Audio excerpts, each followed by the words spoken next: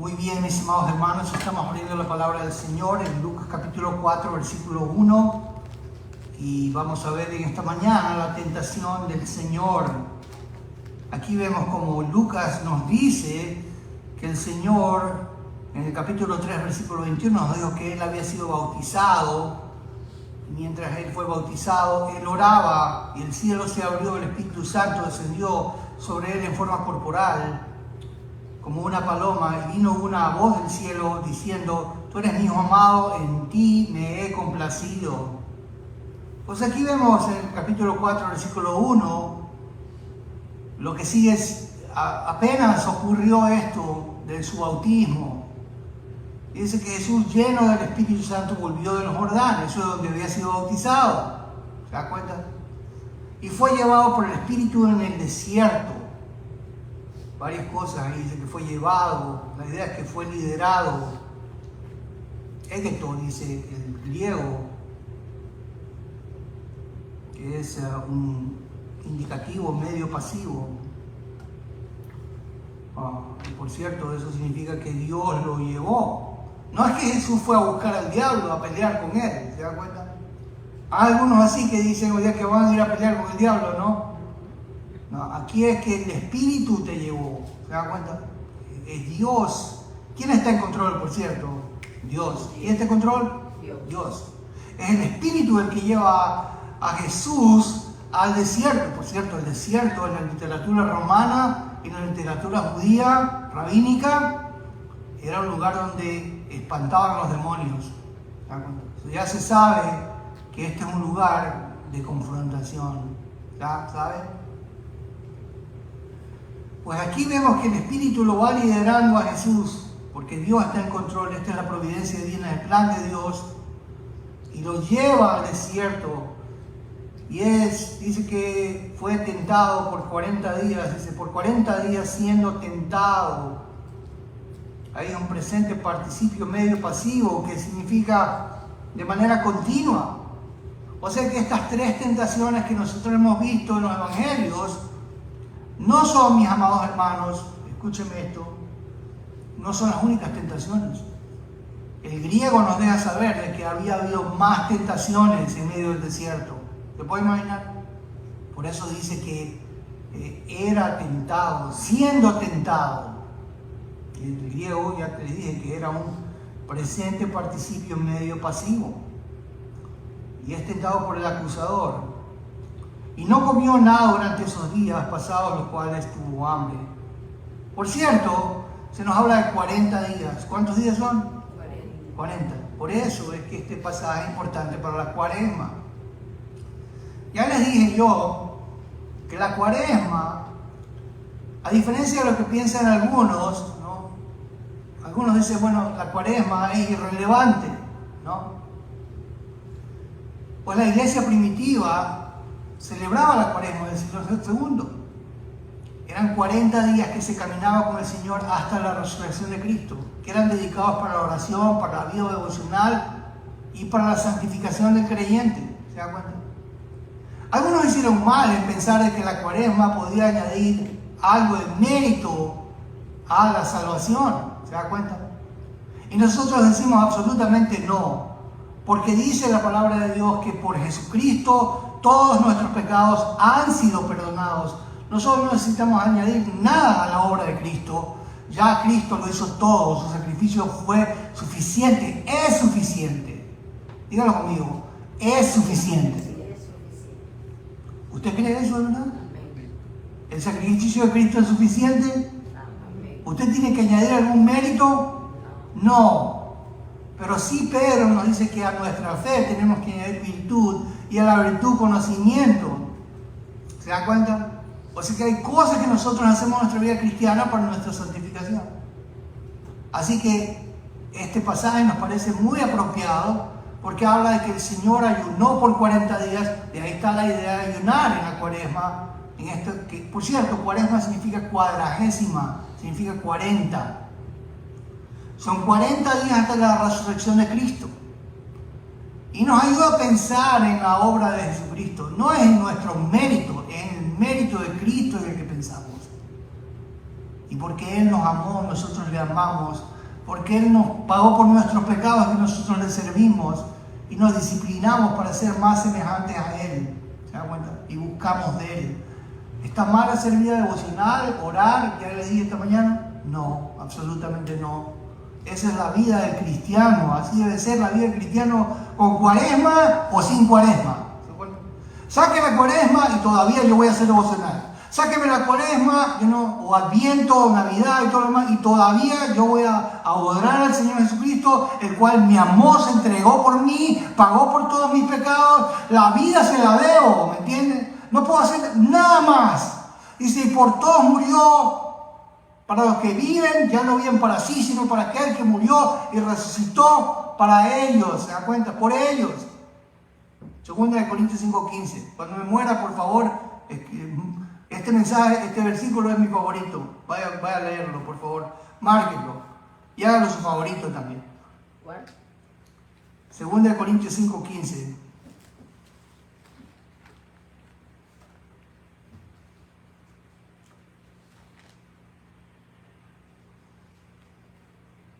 Por ahí he escuchado a un famoso decir, es que este es mi versículo favorito. Ok, ajá. Le digo, mire, este de aquí, de verdad, cuando yo recibí a Cristo en el 80, ¿no? Ahí yo lo descubrí en la Biblia. Y le digo una cosa, desde aquel entonces yo lo vengo repitiendo. Ahí está mi esposa que no me va a mentir. ¿Se da cuenta?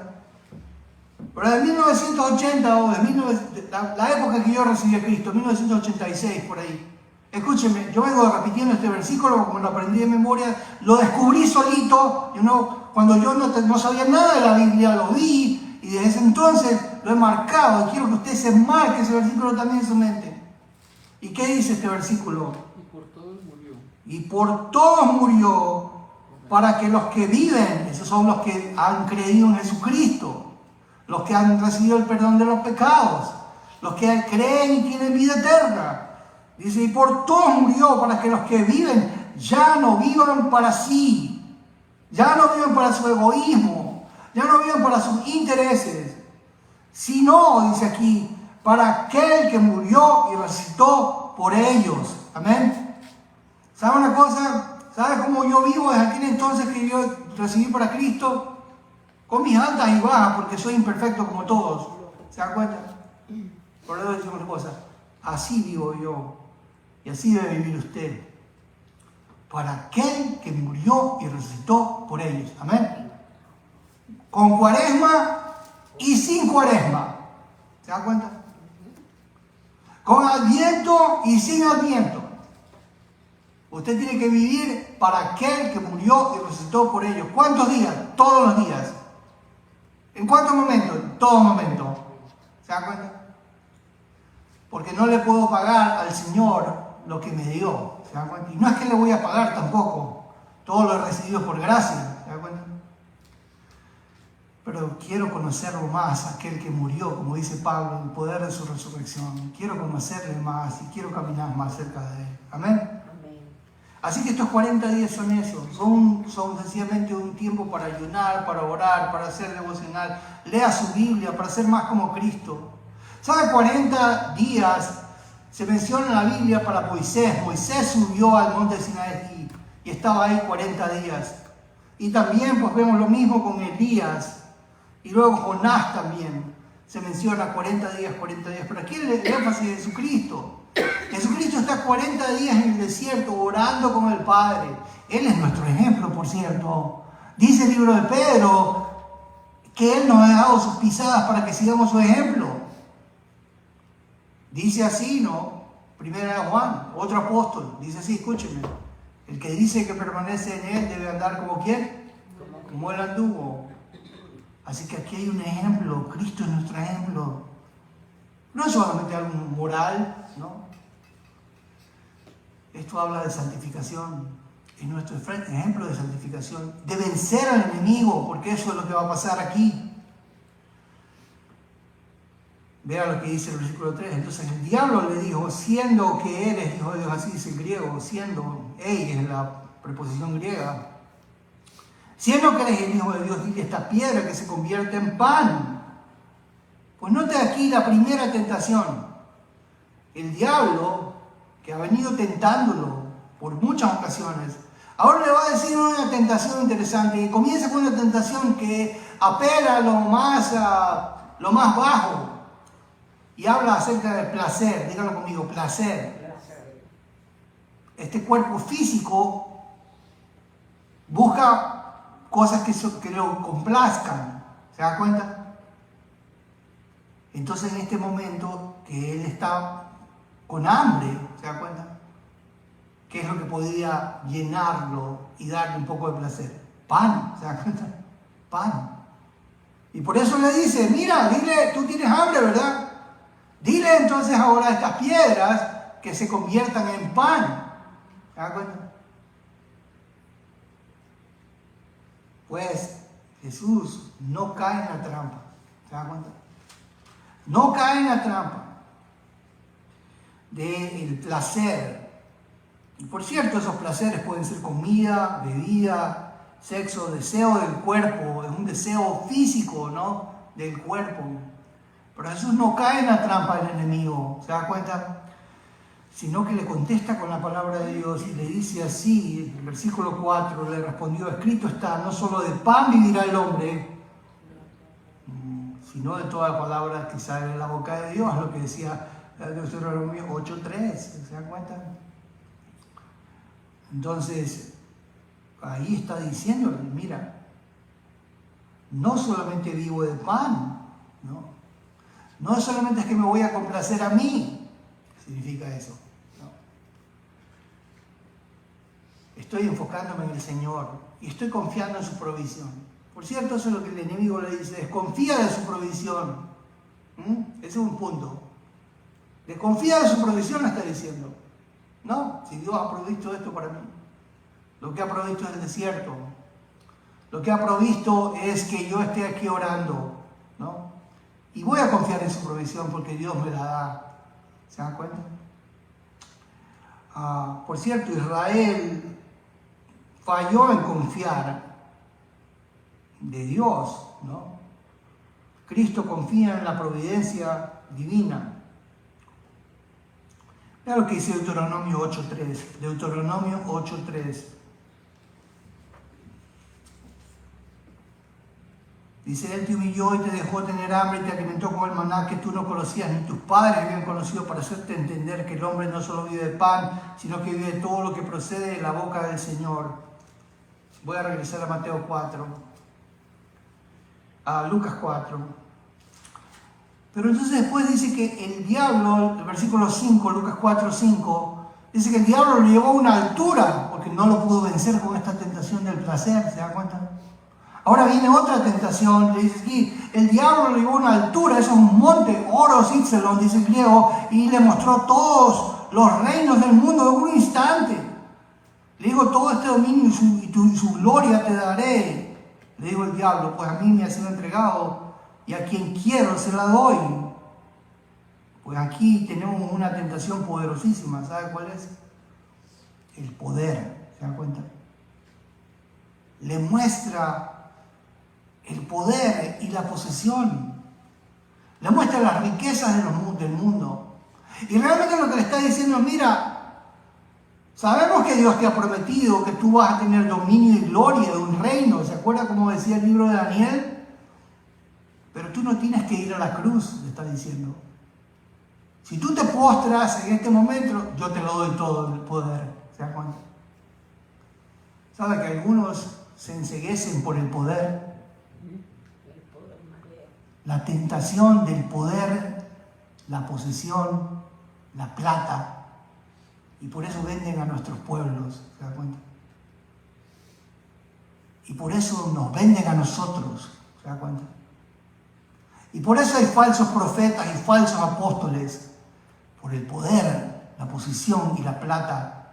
Por eso tenemos a uno que agarra un sistema del mundo como Avon y una pirámide y la mete en la iglesia, ¿se dan cuenta? No porque ama a Dios, ni porque ama al pueblo, ni porque, como dicen estos hipócritas, aman la gran comisión. ¿Se dan cuenta? Eso no se trata de la gran comisión, se llama de la gran ambición, se llama esa.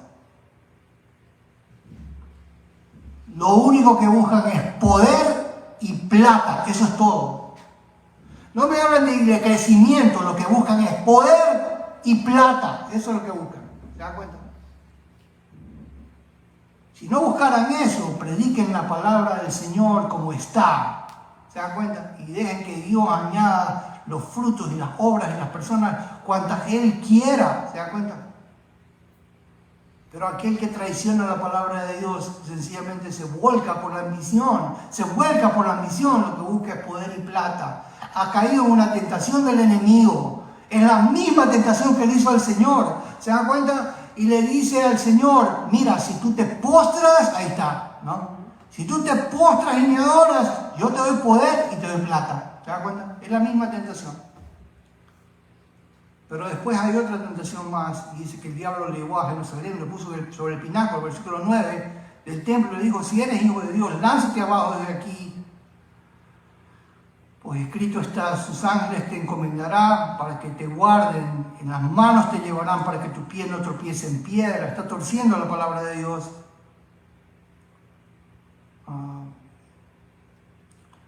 Y Jesús le respondió, se ha dicho, no tentarás al Señor tu Dios.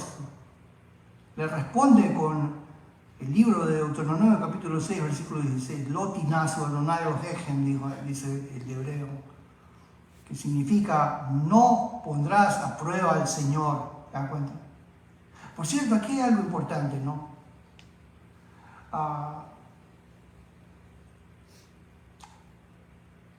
¿Sabe que cuando dice, escrito está, ¿no? A sus ángeles encomendará para que te guarden? El diablo es un ángel. ¿Sabe lo que le está diciendo? Mira, ¿por qué no te tiras de la parte más alta del templo? Por cierto, que ¿se acuerda que yo le dije que en la Pascua había como 3 millones de personas en Jerusalén? Se congregaba una gran cantidad de personas. Lo que el diablo le estaba diciendo es, mira, ¿tú quieres prestigio? Tírate de la parte más alta, que todos te vean que tú vienes volando en el aire y todos te van a aplaudir como el Mesías. ¿Se dan cuenta? Es más, yo te voy a guardar, porque dice la palabra que los ángeles van a guardarte, así que yo mismo te voy a agarrar y te voy a ayudar a bajar. ¿Se da cuenta?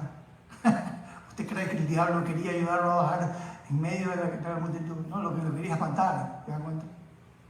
El diablo nunca es su amigo, escúcheme. El pecado, la tentación, no es su amigo. Busca la muerte suya. ¿Se da cuenta? Y el Señor le responde con la palabra de Dios. Por cierto, en la tentación anterior que le dijo el poder, ¿no? Pues el Señor le responde en el versículo 8, escrito está, al Señor tu Dios adorarás y solamente a Él servirás. La palabra ta'abod, que significa solamente vas a servir al Señor y solamente a Él te vas a postrar. Proskineses. Proskineses.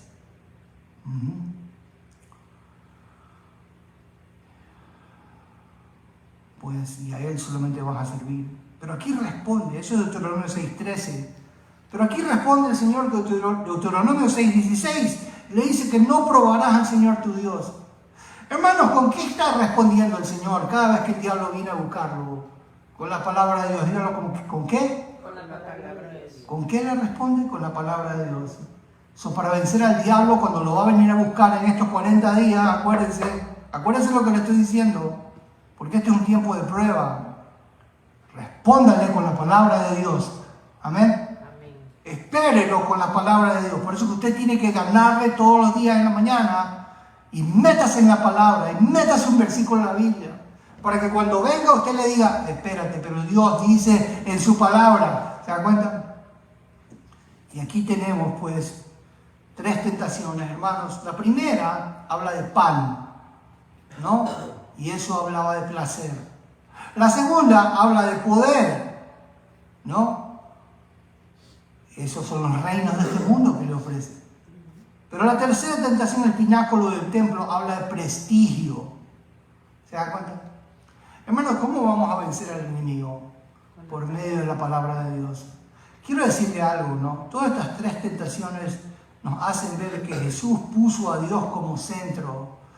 Jesús puso la palabra de Dios como primero. Jesús está listo, por tanto, escúcheme, para cumplir con la obra que Dios le ha encomendado, puesto que vence las tentaciones. Amén. Hermanos, ¿ustedes quieren que Dios lo use? Amén. ¿Cuántos quieren que Dios lo use? Bueno, entonces tiene que fortalecerse, disciplinarse en la palabra de Dios para vencer las tentaciones del enemigo. Amén. Que el Señor nos dé su gracia en este tiempo, hermano. Caminemos con el Señor. Tenemos un tiempo para caminar en fidelidad con el Señor hasta la resurrección de Cristo y hasta que Él venga. ¿Se da cuenta? Pero en este tiempo en particular. Señor, danos tu gracia para caminar contigo. Señor, ayúdanos, Señor, a vencer al enemigo por medio de tu palabra. Danos tu palabra cada vez más para aprenderte, temerte y ponerte como nuestro centro.